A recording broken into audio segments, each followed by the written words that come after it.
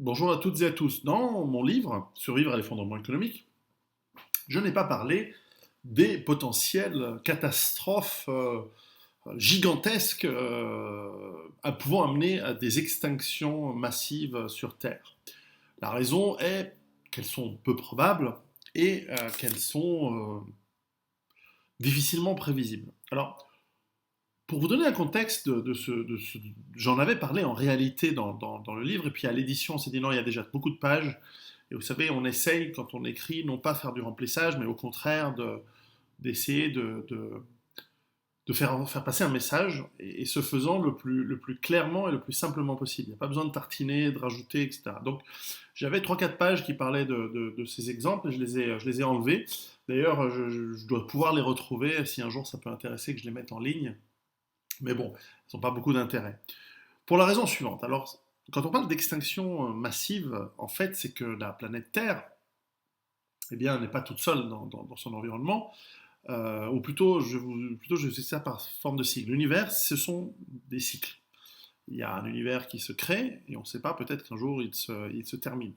Mais certainement, au sein de cet univers, il y a des galaxies qui naissent, qui grandissent, et après des dizaines de milliards d'années, disparaissent, ou s'effondrent, ou sont englobées par d'autres, ou sont avalées par des trous noirs.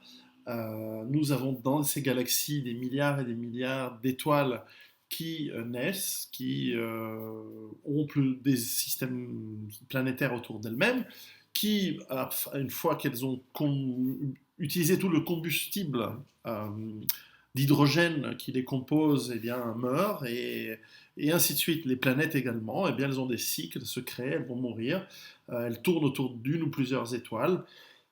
Les planètes ont des lunes qui ont des cycles. Alors, par exemple, chez nous, dans le système solaire, la Terre tourne en 365 jours, 25 écarts, donc, autour du Soleil, tourne sur elle-même en 24 heures. La Lune, la satellite naturelle de la Terre, tourne autour de la Terre en à peu près 28-30 jours, ça dépend. Bref, enfin 28 jours, ça dépend pas. Il y a donc des cycles de marée, il y a donc des cycles de jour et de nuit, il y a donc des cycles d'hiver, parce que l'axe de la Terre est légèrement incliné, donc on a l'hiver, l'été, les saisons d'automne, de transition qui sont l'automne et le printemps. L'être humain naît, meurt, tout est une question de cycle. Parfois, dans ces cycles, il y a aussi des catastrophes cosmiques, c'est-à-dire que la Terre est évidemment une astre, une planète qui a un cœur extrêmement chaud, sous pression. Les roches sont au centre, elles sont tellement sous pression qu'elles sont totalement. Il n'y a que des métaux lourds qui forment le cœur de la Terre, ce qui nous donne évidemment des champs, ce qui nous permet d'avoir des champs électromagnétiques, puisque du métal qui tourne sur lui-même génère via ses électrons des champs électromagnétiques. Il y a ensuite des couches de différentes densités de magma et une certaine qui sont sous pression. Et donc, lorsque la croûte terrestre, par exemple, se brise, ou que cette pression réussit à travers les roches qui sont en constant mouvement, puisqu'il y a des forces, il faut vous imaginer que les roches de la croûte terrestre et aussi donc les eaux des océans, etc., tournent beaucoup plus vite autour de l'axe de la Terre à l'équateur qu'au bord de l'axe nord et l'axe sud, de l'axe de la rotation de la Terre. Et donc, ce faisant, il y a des forces considérables qui se font, et vous pouvez essayer vous-même de tourner sur vous-même le plus vite possible, et puis d'avoir quelqu'un à 3 mètres de vous qui fait la même rotation à la même vitesse que vous. Il ne va pas pouvoir y arriver, parce qu'il devra courir comme Usain Bolt, comme Carl Lewis pour les plus vieux, et voilà, et donc ces différences de force, ces différences de tension sont ce qui explique les vents, les mouvements des océans, les mouvements des plaques tectoniques, et que la Terre n'est pas un environnement stable, parce que c'est un environnement sans arrêt dynamique, sans arrêt qui bouge, etc. Et donc il y a des cycles sans arrêt. Là-dessus, on a l'univers avec des morceaux de roche, des comètes, des morceaux de glace qui circulent au travers de l'univers, autour des différents systèmes stellaires, autour de l'étoile, le Soleil, etc. Et ou parfois autour de grands trous noirs, et qui ont des trajectoires extrêmement longues, et qui peuvent, à un moment où ce sont simplement des débris de planètes qui se sont détruites ou qui sont entrées en collision avec d'autres, etc. Ça arrive. Regardez, dans le système solaire, entre Mars et Jupiter, nous avons ce qu'on appelle les astéroïdes, la ceinture d'astéroïdes, qui est probablement une planète qui s'est désintégrée, soit par un choc, soit par des pressions euh, gravitationnelles, etc. Et donc, plus un système solaire est jeune, plus il y a des impacts, parce que les trajectoires, elles finissent forcément un moment par se toucher. Et les corps à forte gravité ont tendance à attirer autour d'elles des corps à plus petite gravité, et parfois elles sont capturées et prennent une orbite satellitaire, comme c'est la Lune autour de nous, qui nous protège probablement d'un grand nombre de débris, mais parfois il y a impact. Alors, il y a eu 6 ou 5 ou 7, ça dépend comment on les compte, grandes extinctions massives les 500 derniers millions d'années. Avant, on ne sait pas, il y a probablement eu énormément d'impacts, etc. Mais comme les tectoniques, justement, les plaques, elles passent l'une sous l'autre et ainsi de suite, les vestiges qui nous permettent de voir quels sont ces impacts disparaissent, puisque forcément, les couches de sédiments très anciens ou les couches qui pourraient montrer les restes d'impacts ou d'éruptions volcaniques immenses, etc., eh bien, elles passent sous la croûte terrestre et sont ensuite de nouveau liquéfiées par le magma, par les chaleurs, les pressions, etc. Et donc, nous avons uniquement des traces des 500 derniers millions d'années, et aussi parce que c'est là où la vie est un peu plus fréquente. La vie sur Terre a à peu près, je crois, 1 milliard d'années, sauf erreur, et 1 milliard et demi d'années. Et donc, elle allait de manière exponentielle, elle s'est répandue, elle a grandi, etc. Et donc plus on va vers le récent, plus on a un nombre plus grand d'espèces et de types de plantes, d'animaux, etc. Ce qui est donc intéressant, c'est de voir que dans les 500 derniers millions d'années, on a eu des extinctions massives. Par exemple, entre l'Ordovicien et le Silurien, c'est-à-dire il y a 445 millions d'années, alors on ne sait pas exactement ce qui s'est passé, mais on pense qu'il y a eu des changements massifs de tectonique, et avec des changements de climat très conséquents, notamment vers le froid, où 85% des espèces ont disparu. Puis entre 380 et 360 millions d'années, il y a l'extinction du Dévonien. Alors là, on pense que c'est une très très grande coulée de lave. Alors ça, quand on dit très très grande, c'est pendant des milliers d'années, il y a eu énormément de lave qui s'est échappée du centre, enfin, du manteau terrestre, et qui a considérablement changé la composition chimique des océans, ce qui fait qu'on a entre 50% à peu près des espèces marines qui sont mortes et à peu près 75% des espèces sur Terre donc, qui sont mortes. Il y en a une autre qui a 262 millions d'années, mais elle est un peu moins connue. En tout cas, très connue, c'est celle du Trias, entre le Permien et le Trias, c'est-à-dire à peu près il y a 250 millions d'années. Là aussi, on pense que c'est des grands épanchements volcaniques. Alors, qu'est-ce qui peut causer des épanchements volcaniques? En fait, en réalité, il y a des combinaisons de facteurs, parce qu'on peut très bien imaginer qu'une météorite, une comète à très haute vitesse, peut-être très dense, impacte la Terre, perce la croûte terrestre et donc crée un trou, un cratère où le manteau sort, et à ce moment-là, c'est des quantités de gaz, de matière qui sont en contact de l'atmosphère, en contact de la pluie. C'est des gaz qui changent, qui sont probablement toxiques, plein de soufre, qui se répandent à travers toute la Terre et qui, là aussi, 95, 95, donc 95% des animaux terrestres ont disparu entre à peu près il y a 250 millions d'années. Il y a 200 millions d'années, il y a eu l'extinction du Trias jurassique, là aussi, sur 75% des espèces. Et puis la plus célèbre, c'est aussi la plus proche, il y a 66 millions d'années, l'extinction KT, c'est-à-dire du Crétacé et du Tertiaire, qui a tué en tout cas 50% des espèces. Et là, on pense, il y a une théorie très connue, donc cet astéroïde de 10 km de diamètre qui aurait impacté le Yucatan, le Mexique actuel, et donc un astéroïde de 10 km de diamètre impactant à peu près 50 000 km/h, ça veut dire des roches en fusion dans l'atmosphère, des débris qui remontent quasiment plus qu'en orbite, même qui commence à aller à mi-distance, à 150 000 km, à mi-distance entre la Terre et la Lune, qui ensuite retombe.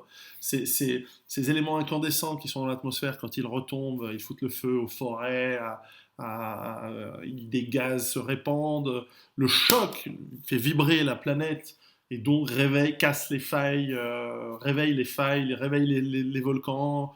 Donc ça amène de plus en plus d'explosions. On pense que les grands épanchements de lave de l'Inde, donc des Décans, eh bien, elles sont dues à ces impacts. Et là-dessus, bah, les animaux qui y vivent, vous savez comment fonctionne l'évolution, c'est-à-dire on est adapté à un environnement. Quand l'environnement change de manière brutale, est-ce qu'on est encore adapté à cette nouvelle donne, à ce nouveau changement?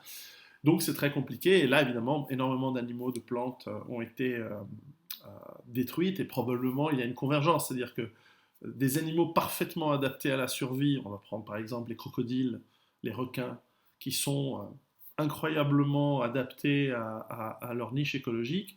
Même si cette niche écologique change, on se rend compte qu'ils sont tellement bien adaptés qu'ils s'en sortent bien. Et effectivement, on voit des requins dont la lignée existait déjà à l'époque, on voit des crocodiles, des fourmis, certains insectes qui étaient déjà là à cette époque, qui s'en sortent très très bien. Nous-mêmes descendons de mammifères et vivants à cette époque, et probablement par leur petite taille, par leur sang chaud, ont eu des avantages. Alors je pense qu'ils ont dû bien morfler quand même, et s'en sont bien sortis à ce moment-là. Et donc, pourquoi je vous raconte toutes ces histoires? C'est parce que la question qui peut revenir, c'est et si demain, puisque vous voyez la fréquence, il y a à peu près une fréquence d'extinction massive chaque 100 millions d'années.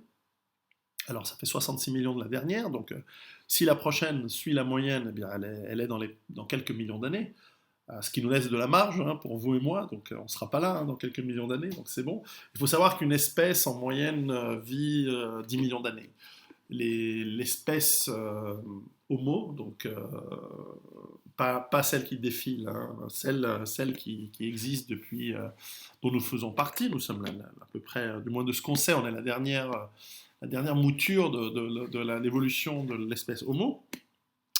Nous avons 3 à 4 millions d'années, parce qu'on doit considérer comme Homo les Homo erectus et peut-être même un peu plus loin les Australopithèques, qui sont nos ancêtres. Alors, là-dessus, voilà, on a le temps encore de voir venir. Ce qui est intéressant, c'est d'imaginer deux choses. La première, c'est que tout d'abord, si vous êtes une espèce qui habite à un endroit, si vous êtes, je sais pas, des lémuriens, et que demain une astéroïde tombe sur Madagascar et pulvérise toute vie sur Madagascar, mais plus ou moins permet à d'autres espèces à travers le monde, pas de chance pour les lémuriens, et puis tant mieux pour les autres. Donc ça, c'est un côté où la nature ne peut pas nous préparer au hasard du pas de chance, la météorite, elle tombe sur votre ferme, elle tombe sur votre pays, etc.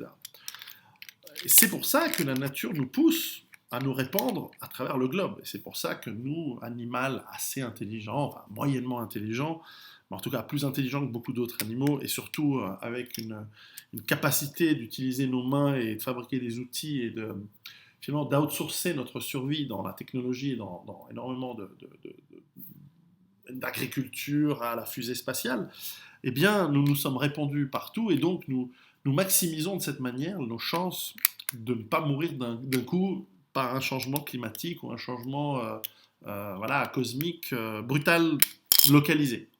Et donc, ce qui pourrait nous mettre en danger de ce côté-là en tant qu'espèce, c'est bien sûr un changement radical d'environnement que nous pourrions créer par nous-mêmes, par une guerre thermonucléaire globale massive. Bon, encore que je pense que on peut survivre à ça, enfin pas tout le monde, mais une petite partie de la population pourrait survivre à cela, et ou par des catastrophes localisées. Alors, même un super volcan de type Yellowstone ou Toba ou qui exploserait ferait en sorte qu'une partie de la population de la Terre pourrait s'en sortir parce qu'elle se trouverait dans un endroit relativement protégé, etc. C'est possible, mais évidemment la plupart des gens mourraient, donc ce serait quand même une extinction. Alors, la question qui se poserait, c'est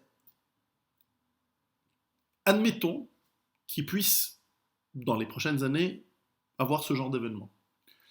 Alors, on a deux cas de figure. Soit il s'agit d'un événement de petite taille, c'est-à-dire une météorite ou une comète relativement petite, de quoi pulvériser une ville, de quoi pulvériser une région. Alors, pour peu qu'elle soit détectable, ce qui n'est pas du tout dit, on peut imaginer qu'on peut détecter un objet stellaire assez proche de nous, en situation d'impact, et ça arrive régulièrement. Ces dernières années, il y a eu plusieurs alertes d'éléments de météorites très dangereuses qui sont passées, capables de pulvériser une ville de la taille de Londres ou Paris, hein, sans problème, qui sont passées tout près de la Terre, entre la Terre et la Lune d'ailleurs pour certaines, donc très très proches. Mais enfin, c'est proche, mais c'est pas suffisant, voilà, c'est raté. C'est comme le poing qui ne vous touche pas, c'est pas un coup de poing, c'est une gesticulation. Vous voyez. Donc, heureusement, nous avons échappé à cela. Alors, admettons qu'on puisse les prévoir, c'est très difficile de prévoir exactement le point d'impact. Donc on peut imaginer que si des astronomes découvraient ce genre d'impact, eh bien les États, a priori, feraient tout pour ne rien dire, parce que ça ne sert à rien de mettre en panique la population, puisqu'on ne sait pas où ça va impacter. Mais enfin, si l'information sort, eh bien, clairement, on nous dirait, voilà, il y a un risque, on ne sait pas, et puis, boum, ça arrive, ou pas. Si c'est pas, c'est ce qui nous est arrivé ces dernières années, on ne s'est pas passé. Et si ça arrive, tout d'un coup, il y a un impact. Si cet impact est dans un endroit désertique où il n'y a personne, comme c'est arrivé en 1905 ou 1901, je ne me souviens plus, Tunguska en Sibérie, il y en a eu un, je crois, en 1942 en Amazonie, où tout d'un coup il y a un impact. Heureusement, dans les deux cas, je crois que c'était une explosion, déflagration dans l'atmosphère, donc il n'y a pas eu d'impact au sol. Ça a un impact, c'est spectaculaire, mais pas de conséquences. Si ça, en revanche, ça touchait un grand centre urbain, et bien évidemment, les conséquences seraient dramatiques pour des millions de gens, et ça causerait de manière régionale, comme un gros tremblement de terre ou un tsunami, une rupture, comme on dit, de la normalité à cet endroit, mais ce serait loin d'être la fin du monde, à moins que ce soit dans un pays qui a un système de lancement de bombes nucléaires automatique en cas d'impact. Ce qui me paraît peu raisonnable, puisque les pays qui ont ce genre de système, comme par exemple l'ex-Union soviétique, la Russie, il faut qu'il y ait un impact à plusieurs endroits. Donc si par exemple, par malheur, une météorite tombait sur Moscou et pulvériserait Moscou, le système de missiles nucléaires russe ne partirait pas d'un coup. En revanche, s'il y a un impact sur Moscou, un impact sur je sais pas, Minsk, un autre sur Saint-Pétersbourg. Là, il y a un système automatique qui dirait aux forces nucléaires russes, c'est une attaque ennemie, on lance nos missiles contre nos ennemis probables. Voilà, ça fait peur aussi, hein, mais c'est pas probable, c'est pas raisonnable d'imaginer ce genre de scénario. Si en revanche nous avons une météorite beaucoup plus grande du type capable d'amener un système d'extinction, comme c'est le cas dans certains films hollywoodiens, je crois qu'il y avait eu Armageddon, enfin c'est des films un peu nuls, mais bon, assez rigolos. Qu'est-ce qui pourrait être faisable? Tout d'abord, on pourrait avoir des technologies, pour peu qu'on connaisse la trajectoire de ces météorites bien à l'avance, pour les dévier, les dévier c'est le plus efficace, et il suffit de pas grand-chose de les dévier de quelques degrés pour qu'il n'y ait pas d'impact. Mais enfin, pour ça, il faut les repérer à l'avance. Est-ce que nous avons des bons systèmes d'observation? Il semble que oui, mais enfin, il n'y a pas beaucoup de budget pour ce genre de choses comparé au budget je sais pas, de l'armée américaine pour aller pulvériser des petits pays comme l'Irak ou autre. Donc forcément, on pourrait mettre un petit peu plus d'argent dans ce genre de choses. C'est pas ma décision de toute façon.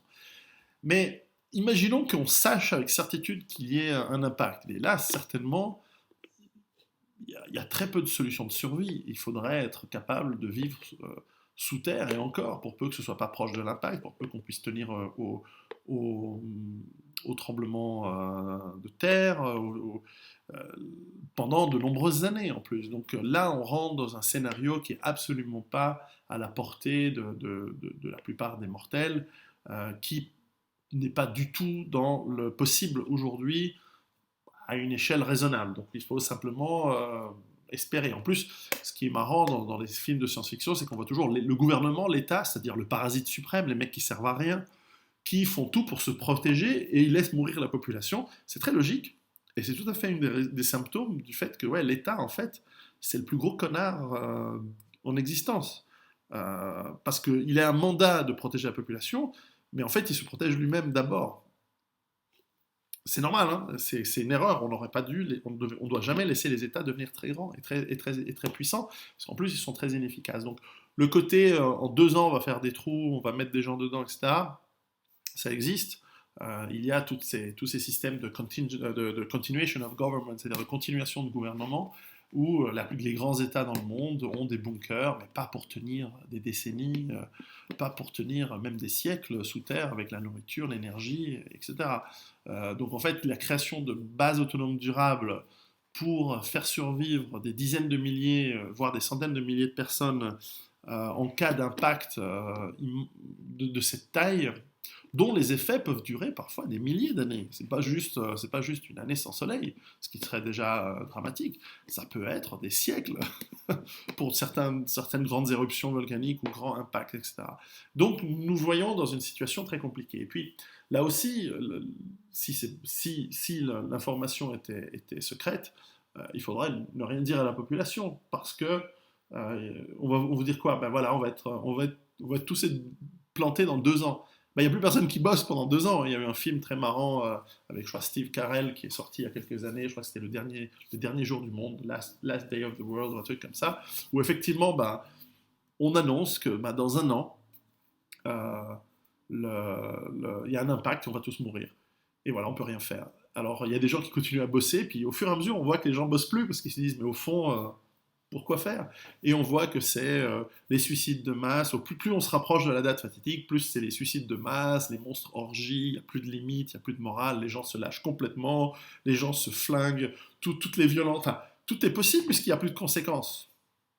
Et bon, le film est assez bien. Moi, je l'ai trouvé assez chou parce que finalement, on se rend compte que vivre une belle histoire d'amour, c'est quand même pas mal, même s'il y a pas d'espoir. Et je vous raconterai pas la fin. Mais enfin, voilà. Alors, vaut mieux ne rien dire que les gens continuent à faire leurs esclaves comme d'habitude pourquoi pas comme dans le film 2012 où on ne dit rien et on prépare les arches. Sauf que dans ces scénarios précis, c'est pas ça qui pourrait sauver la donne. Donc simplement, moi ce que je crois, c'est que il y a des événements auxquels on ne peut pas se préparer plus que de mesures, c'est-à-dire que le, la préparation pour l'autonomie, donc être capable d'être autonome dans le maximum de domaines possible, nous permet d'avoir une bonne résilience, quoi qu'il arrive, y compris pour des gros événements très violents. Et après, si une météorite ou une comète par les arcanes des vecteurs et des trajectoires fait que elle va impacter tout près de là où vous avez installé votre base autonome durable, et ben, dans un grand flash de lumière et de chaleur immense, vous êtes pulvérisé ou écrasé sous les roches ou soufflé, et c'est fini. Et voilà. De la même manière que si demain vous êtes en train de traverser la rue et une voiture ne freine pas au passage piéton et que vous avez été inattentif, et ben, une voiture de 2 tonnes lancée à 80 km/h sur votre tronche, ben, c'est votre tronche qui perd, même si vous êtes dans votre droit d'avoir traversé sur un passage piéton. Voilà, ça c'est la philosophie. Il faut accepter le malheur, le mauvais. Voilà, ça arrive. Les parents de Batman, quand le criminel arrive, il tire, il tue. Pas de chance. Voilà. Donc à mon avis, il ne faut pas stresser, et c'est une bonne raison pour laquelle j'étais d'accord d'enlever ces quelques pages du livre, et donc de ne pas parler d'événements, genre je mentionne qu'il y a des éléments naturels, mais que des immenses événements qui sont spectaculaires dans les films hollywoodiens ne demandent pas plus de préparation qu'autre chose, parce que ça ne sert à rien. Et vous imaginez bien que si je disais, ben, pour chacun, pour être prêt, au cas où, dans les 30 millions d'années prochains, il y ait une catastrophe de niveau d'extinction massive, et que vous ayez besoin de creuser des abris antiatomiques à épreuve de tremblement de terre à, je sais pas, 50, 100 mètres sous-sol, suffisamment grand pour tenir, je sais pas, 50 ans, 60 ans. Bon, bah, voilà, ça va faire cher sur le budget à la fin du mois. Donc ça n'a aucun sens en réalité. Donc il faut essayer d'être raisonnable et de se préparer pour des choses qui arrivent, qui sont probables. L'incendie de votre maison, le chômage et l'effondrement économique, qui me semble très probable, qui peut amener des violences, des problématiques lourdes, mais pas cataclysmiques, qui ne sont pas du tout dans l'ordre de la fin d'une espèce ou de la, voilà, de la planète même. Donc, tout ça pour dire que zen, on peut être zen sur ces choses, on n'a pas besoin d'être exagéré dans notre approche, et c'est bien cela que j'essaie de faire dans mes livres, c'est justement d'aller au-delà du catastrophisme gigantesque, spectaculaire que parfois Hollywood, pour notre divertissement, nous abreuve. Voilà, donc malgré tout, préparez-vous à des choses raisonnables, à des choses... parfois, je rencontre des gens et qui me disent, bon, alors voilà, par où je commence, quelle arme j'achète, quelle graine hybride. Je dis, bah, est-ce que tu as un extincteur chez toi déjà? Ah non, j'ai pas d'extincteur. Bon, bah, commence déjà par ça, parce qu'il y a deux incendies par semaine dans des pays comme la France. Peut-être que par minute, je veux dire deux incendies par un incendie chaque 2 minutes. Voilà. Eh bien, donc 0,5 incendies par minute. Donc achetez un extincteur et apprenez à l'utiliser, c'est simple, etc. Donc les préparations, elles se font progressivement et on aura bien le temps de voir si la trajectoire d'une météorite nous tombe dessus ou pas. Ça, c'est vraiment quelque chose de très loin. Donc voilà, ça vous aide pas du tout ce que je viens de faire pendant 20 minutes, mais enfin bon, je voulais compléter un élément que j'avais enlevé du livre il y a quelques temps. Donc préparez-vous pour le reste et à très bientôt.